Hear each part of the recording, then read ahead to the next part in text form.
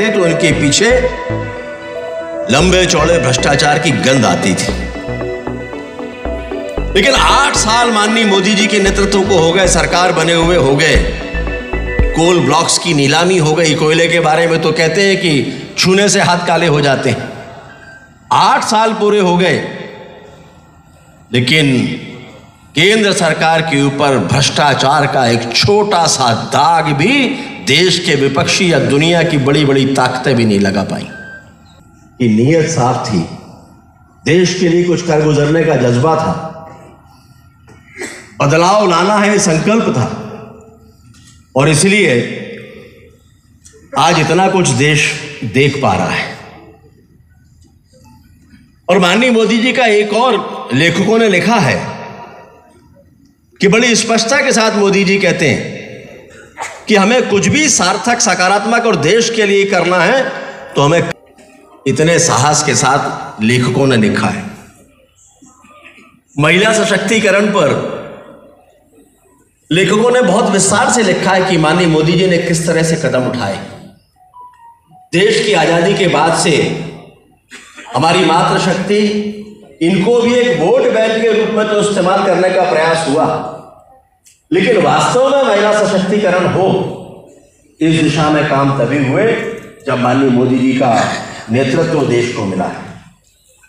उसमें शिक्षा से लेकर उनका जीवन बेहतर हो, वे अपने पैरों पर खड़े हो, आत्मनिर्भर हो, स्वरोजगार में उनकी भागीदारी हो, इसके लिए माननीय मोदी जी के नेतृत्व वाली सरकार ने लगातार प्रयास किए हैं। बेटी के जन्म से लेकर और जीवन के हर चक्र में महिलाओं की भागीदारी मजबूती के साथ हो और वो दिखाई दे, ये प्रयास हुए। और इसीलिए आज गर्व के साथ देश की हर मां बहन देश के प्रधानमंत्री के साथ अपने आप को जुड़ा हुआ महसूस करती है। आयुष्मान योजना जैसी योजना, जिसके अभाव में पहले कोई भी ऐसी योजना नहीं थी जिसके कारण से पूरे देश में गरीब को चिकित्सा सुविधाएं मिल सके, लेकिन आज आयुष्मान योजना का कार्ड अगर हाथ में है तो 5 लाख रुपए तक का हर साल इलाज मुफ्त में उपलब्ध है। और इसका सबसे ज्यादा लाभ हमारी माताओं बहनों को, मातृशक्ति को है। 9 करोड़ 60 लाख ग्रामीण घरों में, यानी लगभग 50% घरों में नल से पानी आए, इसका इंफ्रास्ट्रक्चर तैयार कर दिया गया है। और 2024 तक ये लक्ष्य है कि सभी ग्रामीण घरों में नल से पानी आने लगे। लेखक ये भी लिखते हैं कि गांव के लोगों के लिए ये केवल एक सपना हुआ करता था, आज वो स्वप्न उनकी आंखों के सामने साकार हो रहा है। वो भी इसलिए क्योंकि माननीय मोदी जी का नेतृत्व देश में है। कांग्रेस का भी मैं मानता हूं कि सबसे ग्लोरियस पीरियड इंडियन हिस्ट्री में गुलजारी लाल नंदा जी की इतनी चर्चा नहीं हुई। बहुत ईमानदार, चरित्रनिष्ठ लाल बहादुर शास्त्री जी का एक कालखंड, देश जिनकी बात सुनता था, मानता था और जिन पर देश को विश्वास था। कांग्रेस की रिजीम में भी एक नेता हुए, वो थे लाल बहादुर शास्त्री। हमें याद है बचपन में कि वो सामने लड्डू बेचने वाली, सिंगाड़े बांटने वाली भाई, तो उसको कुछ दिया खाने के लिए, तो बोले आज नहीं खाएंगे। शास्त्री जी ने कहा उपवास रखना है। अमेरिका जब गए तो उन्होंने कहा कि हम भीख का कटोरा लेकर के नहीं आए, बराबरी की बात करने आए। सारे दुनिया के अखबारों ने लिखा कि सबसे कम हाइट का और सबसे बड़े स्वाभिमान के साथ बात करने वाला ये लाल बहादुर शास्त्री, सारे दुनिया के। आज जबलपुर में हमने मोदी एट 20 पुस्तक का विमोचन किया है। मेरे साथ उसमें राज्यसभा के हमारे साथी सांसद, पार्टी के वरिष्ठ नेता माननीय कैलाश सोनी जी भी आज रहे हैं। देश में बहुत कम ऐसे अवसर आते हैं कि देश में, समाज में, विभिन्न क्षेत्रों में काम करने वाली वो हस्तियां, पूरे देश के लोग जिनका अनुसरण करते हों, वो किसी एक व्यक्ति के बारे में उनके जीवन से जुड़े हुए विविध विषयों के बारे में, उपलब्धियों के बारे में, विशेषताओं के बारे में अपने विचार लिखे और वो भी देश को रेखांकित करते हुए। और आज हमने जिस पुस्तक का यहाँ विमोचन किया है जबलपुर में, वो ऐसी एक पुस्तक है जिसमें माननीय मोदी जी को लेकर, उनकी कार्यशैली को लेकर, उनकी देशभक्ति को लेकर, उनकी ईमानदारी, उनकी पारदर्शिता को लेकर देश की विभिन्न हस्तियों ने अपने अपने विचार लिखे और उनका ये संकलन है। लता मंगेशकर जी ने जिस पुस्तक की प्रस्तावना लिखी हो, पीवी सिंधु जी जिसके बारे में, जिसमें अपना लेख लिख रहे हो, उस पुस्तक को निसंदेह सभी को पढ़ना चाहिए। बहुत जल्दी वो बाज़ार में उपलब्ध होगी।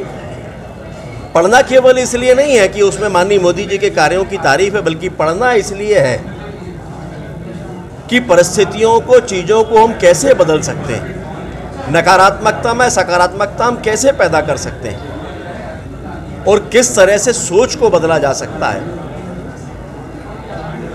लाल किले की प्राचीर से 2017 में अगर माननीय मोदी जी ने ये कहा था कि चल सकता है वाले रवैये को छोड़कर बदल सकता है वाले रवैये को अपनाना पड़ेगा, तो बाद के वर्षों में हम वही देख रहे हैं। और इन्हीं सारी बातों को रेखांकित किया इन तमाम हस्तियों ने जिनके विचारों का संकलन मोदी एट 20 है। मैं ऐसा मानता हूँ अपने आप में एक अत्यंत सारगर्भित पुस्तक ही है।